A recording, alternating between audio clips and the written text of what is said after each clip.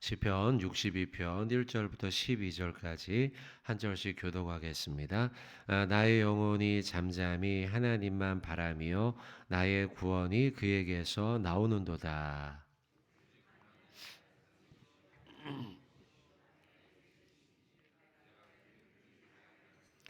넘어지는 담과 흔들리는 울타리 같이 사람을 죽이려고 너희가 일제히 공격하기를 언제까지 하려느냐.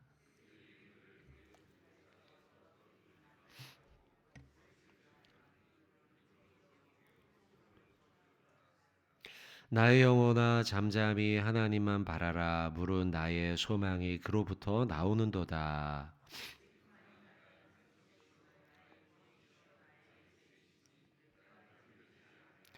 나의 구원과 영광이 하나님께 있으며 내 힘의 반석과 피난처도 하나님께 있도다.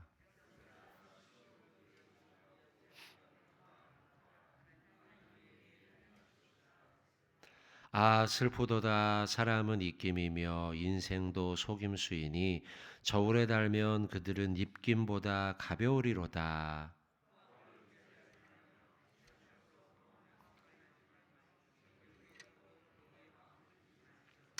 하나님이 한두 번 하신 말씀을 내가 들었나니 권능은 하나님께 속하였다 하셨도다. 주여 인자함은 주께 속하여 오니 주께서 그 사람이 행한 대로 갚으심이니이다. 아멘. 오늘 시편 61편 우리 리딩 지저스 가운데 말씀을 새벽에 보고 있습니다. 시편 말씀을 요즘에 리딩 지저스를 하다 보니까 이게 글쎄요, 이 리딩 지저스를 만드신 계획하신 이 기관에서 생각을 했는지는 모르겠지만 시편은 이게 장수도 좀 짧고 절수도 좀 짧다라는 생각이 좀 들어요. 또 시편은 다른 성경에 비하면 읽기가 좀 좋습니다. 왜냐하면 다른 성경들은 배경도 좀 이해해야 되는데 비교적 이 시편의 말씀은 시이다 보니까 한 절 한 절 그냥 시편들을 이해하면 되니까 성경의 말씀 시편을 이해하는데 그리 어렵지도 않다라는 생각이 들어 리딩 지저스를 하는 데 있어서 좀 부담이 좀 덜하다 이런 생각이 좀 듭니다. 읽는데도 시간이 좀 짧게 걸리고 뭐한 10여 분이면 되는 것 같더라고요 보니까요, 그죠? 15분 뭐 이 정도면요. 그리고 다른 때는 보면 하루에 그래도 20여 분씩 이렇게 시간이 들었던 비하면 좀 짧고 또 배경이 그렇게 우리가 많이 알지 못해도 한 절 한 절 다 각각의 내용들이기 때문에 읽는데 그리 어려움이 없지 않은가 이런 생각이 듭니다. 그리고 또 한 가지 시편을 쭉 읽다 보니까 다윗이 참 성경을 많이 썼구나 이런 생각이 좀 듭니다. 저는 보통은 그 성경을 많이 쓴 사람은 이 바울 아니겠습니까, 여러분? 그죠? 바울이 아무래도 성경을 제일 많이 썼죠. 이제 사도행전 이후에 나오는 그 서신서들의 대부분을 바울이 썼으니까 그래서 바울이 참 많이 썼다 생각했는데 시편을 읽다 보니까 못지 않아요, 다윗이요. 물론 이제 잠언이나 뭐 전도서 이런 쪽으로 넘어가면 또 솔로몬이 쓴 부분도 많기는 하지만 어쨌든 다윗이 참 많은 성경을 기록했다라는 생각이 들고요. 오늘 62편의 말씀도 이제 다윗이 쓴 시입니다. 뭐 연이어진 63편도 마찬가지고요. 그리고 이 62편은 우리가 잘 아는 찬양이죠. 나의 영혼이 잠잠히 하나님만 바라며 이 찬양 가사가 되기도 한 시편입니다. 그리고 이 시편의 배경은 다윗이 이제 뭔가 영감을 받았는데요. 그렇게 되었던 배경은 압살롬의 사건을 배경으로 하고 있다 이렇게 생각이 듭니다. 왜냐하면 3절과 4절 넘어지는 담과 흔들리는 울타리 같이 사람을 죽이려고 너희가 일제히 공격하기를 언제까지 하느냐. 그들이 그를 그의 높은 자리에서 떨어뜨리기만 꾀하고 거짓을 즐겨 하니 입으로는 축복이고 속으로는 저주다라고 말하는 말씀을 볼 때 압살롬이 사람들을 속여서 다윗을 끌어내리려고 하는 그때 그 압살롬의 사건을 연상시킬 수 있기 때문입니다. 다시 한번 4절을 보시면은 거짓을 즐겨하니 입으로는 축복이고 속으로는 저주다라는 말씀이 나오죠. 거짓말을 합니다. 사람들은요. 그래서 말을 할 때 겉으로는 축복처럼 말해요. 복된 말을 하고 칭찬하는 것처럼 말해요. 그런데 알고 보니까 속으로는 저주를 하고 있다라고 말하죠. 사단은요, 이런 방법으로 사람들을 넘어뜨리고 하나님의 자녀인 우리 성도들을 넘어뜨립니다. 성도들을 넘어뜨리는 방법이 거짓말이라는 거예요. 거짓말로 겉으로는 막 우리를 칭찬하는 것처럼 사단이 다가와요. 물론 사단이 직접 말하는 건 아니죠. 사람을 통해서 이렇게 말하죠. 사람을 통해서 우리들에게 접근을 하죠. 사단이요. 그런데 겉으로는 아유 참 잘해요, 좋아요, 뭐 이러면서 칭찬의 말을, 축복의 말을 하는 것처럼 접근을 한다는 거예요. 근데 실상은 우리를 축복하거나 아니면 칭찬하는 게 아니라 우리를 넘어뜨리기 위한 저주의, 거짓말의 그 속셈이 그 안에 있다는 거죠. 그렇게 해서 성도에게 접근을 해서 성도를 넘어뜨리더라는 거예요. 다윗이 경험한 일이에요. 사무엘하 15장 요거 한번 잠깐 한번 찾아보죠. 배경이니까요. 15장 2절부터 6절인데요. 좀 기니까 한번 같이 읽어보죠. 사무엘하 15장 2절에서 6절입니다. 요 시편에 이제 배경이 된다라고 좀 볼 수 있어요. 2절부터 6절인데요. 좀 몇 절 되니까 한 절씩 저랑 교독하겠습니다. 15장 사무엘하 15장 2절부터 6절. 압살롬이 일찍이 일어나 성문 길 곁에 서서 어떤 사람이든지 송사가 있어 왕에게 재판을 청하러 올 때에 그 사람을 불러 이르되 너는 어느 성읍 사람이냐 하니 그 사람의 대답이 종은 이스라엘 아무 지파에 속하였나이다 하면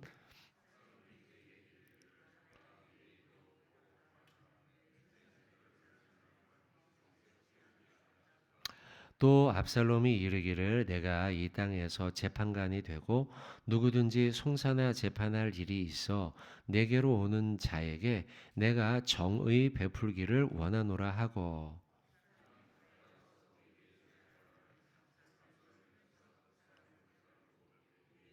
같이 읽게 6절 같이 읽겠습니다. 이스라엘 무리 중에 왕께 재판을 청하러 오는 자들마다 압살롬의 행함이 이와 같아서 이스라엘 사람의 마음을 압살롬이 훔치니라. 아멘. 자, 지금 누군가가 재판을 받기를 위해서 찾아와요. 왕에게 찾아오는 거죠. 이때 왕은 다윗이고 압살롬은 아들이었어요. 더군다나 그것도 아주 잘생기고 멋있는 사람이에요. 머리도 막 길고 그런 사람이에요. 다 왕의 아들인지 알죠. 근데 3절에 보면 그에게 이르기를 보라 네 일이 옳고 바르다. 칭찬부터 합니다. 축복의 말도 막 하는 거죠. 그런데 이런 거짓말을 해요. 너의 송사를 들을 사람을 왕께서 세우지 않았다. 이렇게 거짓말을 해요. 그러니까 재판하러 네가 왔지만 왕이 지금 재판할 사람을 두지 않았어. 내가 재판해 줄게. 이렇게 말을 하는 거예요.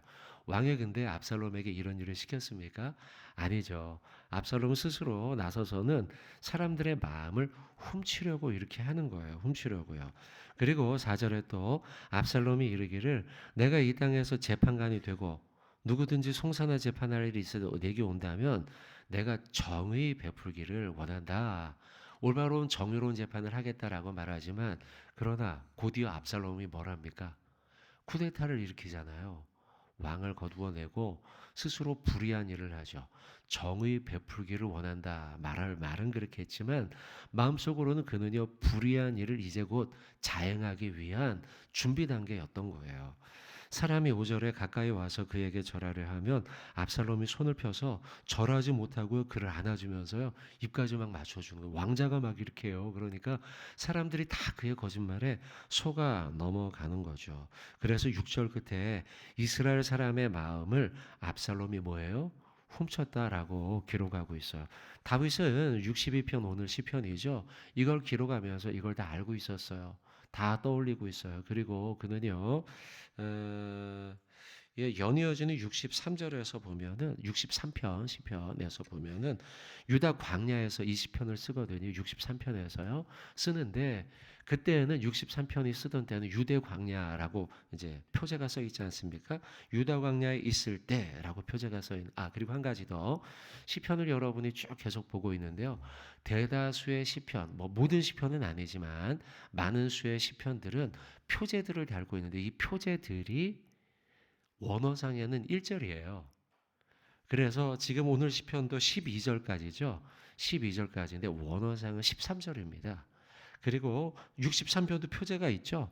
이 표제들도 다 1절에 포함이 돼요. 대다수가 그렇습니다. 그래서 원어상에는 우리의 한글 성경에서의 한절 절수보다 한 절이 많은 것이 대다수의 시편들이 많이 그렇게 이제 됩니다.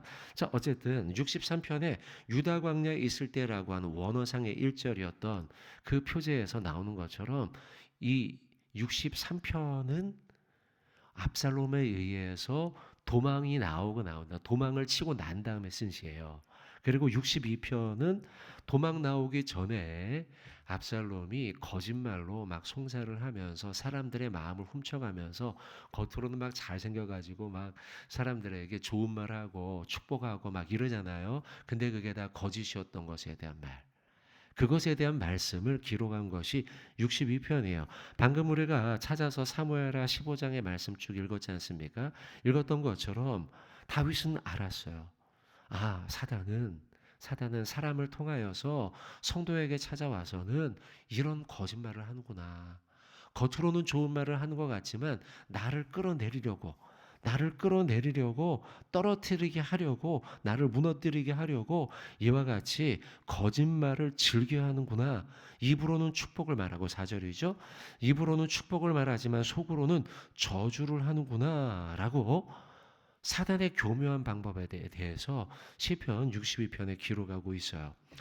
찾지는 않겠지만 히스기야 시대예요. 히스기야 시대 때 압수르야 장군 랍사게를 알고 있을 거예요. 이 랍사게가요 이스라엘 백성 포위했어요. 예루살렘을 포위하고서 이제 항복하라는 거예요. 이스라엘 사람들이여 항복하라. 너가 내일 너희들을 향해서 히스기야 왕이 내일 되면은 아니다. 하나님이 우리에게 이스라엘에게 승리를 주실 거다라고 말해도 너희들 믿지 마라.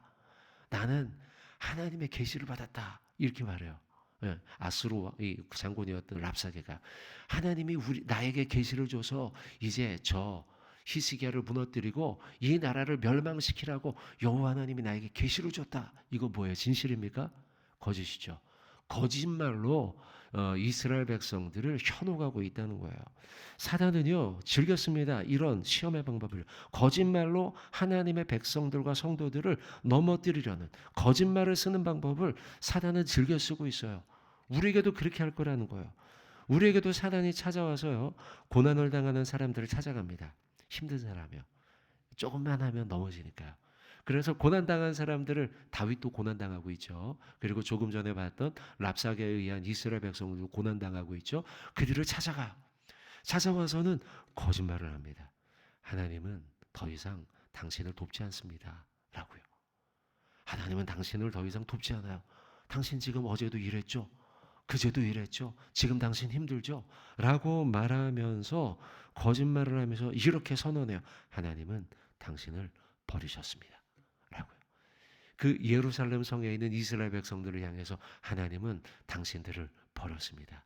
하나님이 나에게 이 땅 예루살렘을 무너뜨리라고 계시를 줬습니다. 라고 말한다는 거예요. 그리고 압살롬이 말하는 것처럼 더 이상 다윗은 재판관을 세우지 않았습니다. 당신들을 저버렸습니다. 라고 거짓말로 말한다는 거예요. 여러분, 예수님 시대에도 마찬가지입니다. 예수님이 시험당하시잖아요. 40일 동안 금식합니다. 인간의 육신의 몸을 입고 이 땅에 오셨죠.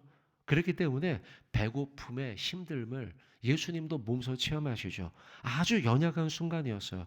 그때 금식한 예수님에게 사단이 광야에 찾아와서 뭐 떡을 만들어라, 뭐 그다음에 뭐 저 높은 데서 뛰어내려라, 절해봐라 막 하면서 시험을 하잖아요. 그러면서 늘 붙인 단서가 있어요. 늘 붙인 단서. 뭔지 아세요 혹시요? 너가 만일 하나님의 아들이라면 돌을 떡덩이로 만들어라. 이 말을 왜 붙였을까요? 하나님은 널 지금 버렸어. 라는 거예요. 십자가상에 매달리기 전에도 수많은 사단은 연약한 육신의 인간의 몸을 입고 오신 예수님을 향해 거짓말로 시험하죠. 시험하죠. 금식한 예수님에게, 연약한 예수님에게 지금 만일 네가 하나님의 아들이라면 이란 말을 하면서 그에게 시험합니다. 우리에게도 마찬가지예요, 여러분들. 너가 하나님의 자녀야. 그런데 하나님은 너를 지금 버렸어. 라고 우리에게 사단은 거짓말로, 이거 거짓말이죠, 여러분. 거짓말로 우리를 넘어뜨리게 만든다는 거예요. 그게 4절의 말씀이에요. 62편 4절. 그들이 그를 그의 높은 자리에서 떨어뜨리기만 꾀하는 거예요. 우리를 넘어뜨리려고 하는 것에만 꾀하는 거예요. 그래서 거짓된 방법을 즐겨서 입으로는 축복의 말을 하는 듯 하지만 나는 너 편이야. 너 하나님이 널 버렸지만 나는 너의 편이야 라고 하면서 우리를 넘어뜨리려는 방법으로 사단은 우리를 오늘도 시험하려고 할 것이라는 거예요. 할 것이라는 거예요. 자, 잠언 7장 21절 한번 찾아봅시다. 잠언 7장 21절. 잠언 7장 21절. 자, 요 한 구절 보겠습니다. 잠언 7장 21절입니다. 하고 그 다음에 한 구절 좀 더 찾아보겠습니다. 잠언 7장 21절 같이 우리 봉독하도록 하겠습니다. 여러 가지 고운 말로 유혹하며 입술에 호리는 말로 꿰물어. 한 번 더 읽겠습니다. 여러 가지 고운 말로 유혹하며 입술에 호리는 말로 꿰물어. 아멘. 사단은 고운 말로, 호리는 말로 우리를 꿰을 것입니다. 하나님은 너를 버렸지만 나는 네 편이야 라고 하면서요. 거짓말이죠. 다윗은 재판관을 세우지 않았지만 그러나 나는 너의 편이야. 너를 안아줄게 하며 입맞춤을 했죠. 그와 같이 사단도 지금 형편이 안 좋지, 어렵지, 힘들지, 아유 바쁘지, 괴롭지 라고 하면서 우리의 편을 드는 것처럼 우리를 꿰을 거예요. 그러나 그건 거짓말이에요. 우리는 속지 말아야겠죠. 자, 여러분 오늘 시편 62편 9절의 말씀 너무나 인상적인 말씀입니다. 이 구절 좀 한번 읽어볼까요? 아, 슬프도다. 사람은 입김이며 인생도 속임수이니 저울에 달면 그들은 입김보다 가벼우리로다. 사람은 입김과 같이, 입김요. 불어보십시오. 이거 무게가 달리지도 않아요. 얼마나 가벼운 존재냐는 거죠, 사람의. 근데 그 가벼운 존재와 그 가벼운 존재의 말들, 이것이 얼마나 속임수이며 가벼운가라고 말하면서 사람의 말은 믿을 수 없는 대상이라는 거예요. 입김과 같다는 거예요. 그와 같이 우리의 인생은 금방 날아가 버리며 속임수이며 너무 가벼운 존재라는 거예요. 그러니 사단이 사람을 통해서 넘어뜨리고 거짓말하고 속임수를 하는데 그 사람의 말에 우리는 넘어가지 말아야겠다. 여러분 오늘 혹시요 여러분에게 누군가가 접근해서요 뭔가 아주 막 속이는 말을 한다면 오늘 말씀을 기억하십시오. 그리고 사람의 말은 믿을 수가 없어요. 우리가 믿을 말은 바로 하나님의 말씀 맞죠 여러분? 그리고 하나님밖에 없어요. 예수 그리스도밖에 없어요. 자, 다 아시는 말씀이겠지만 마지막으로 요 한 구절 찾고 말씀 맺겠습니다. 요한복음 14장 6절입니다. 요한복음 14장 6절. 대부분 암송도 하실 텐데요. 14장 6절.